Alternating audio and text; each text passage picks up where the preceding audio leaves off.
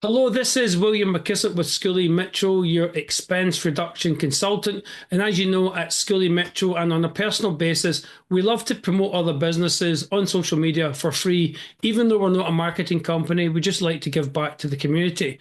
And today I have with me Ray Mohler, who's the founder, chairman, and CEO of the Little Saint Nick Foundation, which has got bases in Canada and the United States. You give presents to kids in hospitals, etc. I'll let you explain. Welcome to the show, Ray. Thank you for having me. It's great to be here. Well, first of all, your background is quite interesting. If you go to the website, which you can see underneath Ray's portion of the video, it's really interesting to see the background of Ray and his members of staff. So tell us a little bit about yourself and how you came to being the founder, chairman, and CEO of this organization.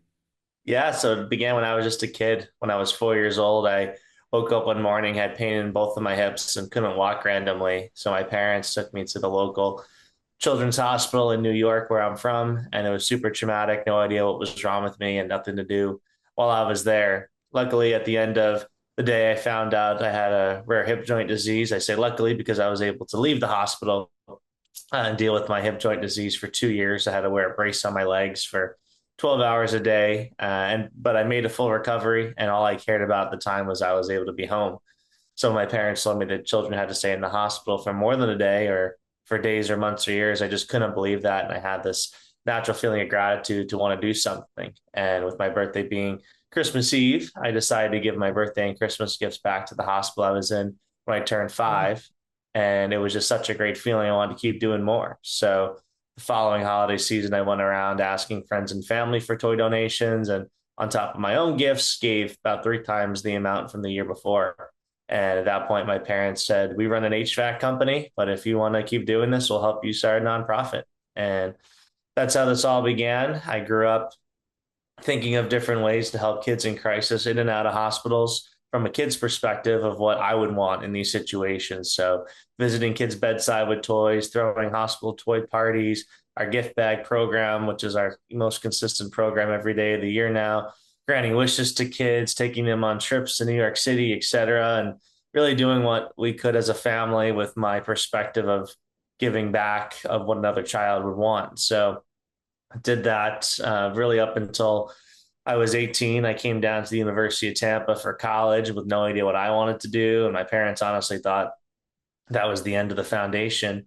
But at the same time, I was coming down to UT. I was on a Nickelodeon documentary, which aired all over the world and highlighted what I did over the years in a 30-minute episode. And it sparked a lot of different kids to reach out to us to say, "Hey, I want to do what you do." And it was Mhm. really the first time we saw the power of empowering kids and adults of all ages to do some of the things I did over the years and make it easy for anyone to volunteer and to give back in their local communities. So, helped over 2 million kids. And our goal today is to empower any family, group, school, business to get involved with volunteering, make it as meaningful as we can for them to give back and pair it up with a facility to give to that's also helping kids. So, kids inspiring, helping kids is our slogan, and something that we've been able to scale from New York to Florida and across the US. And as of 2 years ago, up into Canada. So, it's been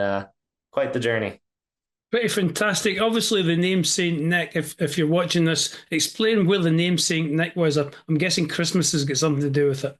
Yeah, my birthday's Christmas Eve, and we didn't know what to call the foundation when we started it. And my mom actually was on the phone with their accountant saying, "Hey, you got to name this something, this foundation, if you're going to form it." And she had no idea what to call it.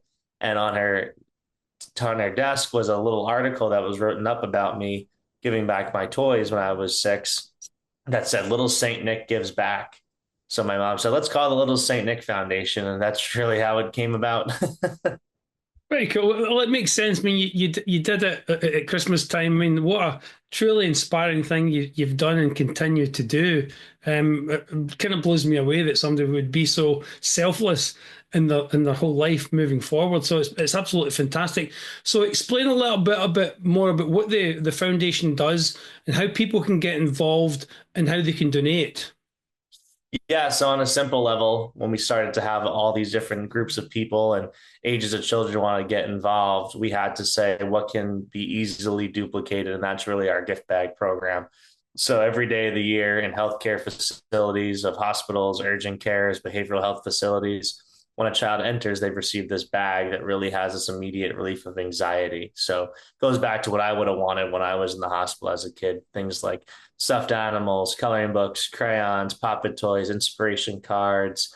And we sort of customize it depending on who's receiving the bags. But the beauty of it in the community is it's super easy for anyone to get involved with packing these bags, with making our inspiration cards, and we really empower them to give back. Every $10 we raise packs one of our gift bags. So anyone who donates, we allow them the opportunity to tangibly give back, and we work with them to say, okay, what facilities in your area do you want to give to? Here's who we're ready to work with, and let's make it as a special level of giving as we can for everyone involved, from the volunteers to the gift bag recipient to their family to the hospital staff. It really has this big ripple effect. So that's what we preach to everyone, not just to donate financially, but after you do, get involved with tangibly giving. That's amazing. And how does somebody donate financially if they want to go ahead and give you some money towards this foundation? How do they do that? Yeah, littlestnick.org is our website. People can donate on there.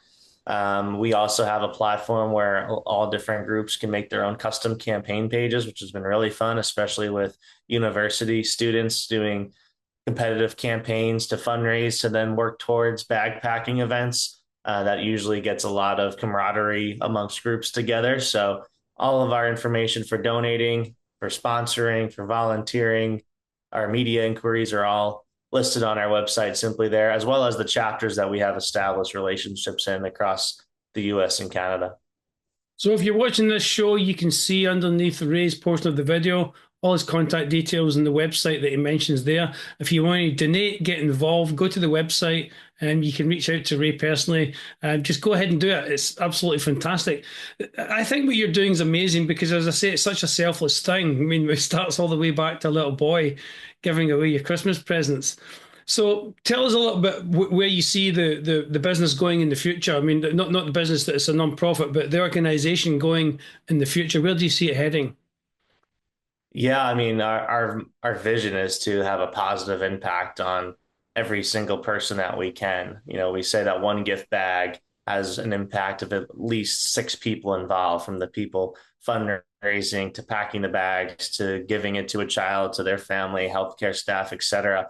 And, you know, New York naturally is our biggest headquarters just because we've been there for so long. And when you talk to different people in the nonprofit sector or even in hospitals or just in communities, they know about us and our programs just because of the organic nature of people Mhm. volunteering, people receiving, and being a part of it in some fashion or wanting to get in part of it after seeing or hearing about it. So it kind of, you know, we get into an area and then it starts to go like a spider web out from all around it to these different communities and more people wanting to get involved. And that's really a testament to how easy we make it for anyone that reaches out to us. We empower them with all the tools to fundraise, to have their own events, and to give and create that sustained giving year over year. So that's where we see it going. I mean, 2 years ago, we were just in New York and Florida, and now we have operations in over 10 states and three provinces in Canada. So we are just trying to keep spreading our mission and having a positive impact on as many people as we can in and out of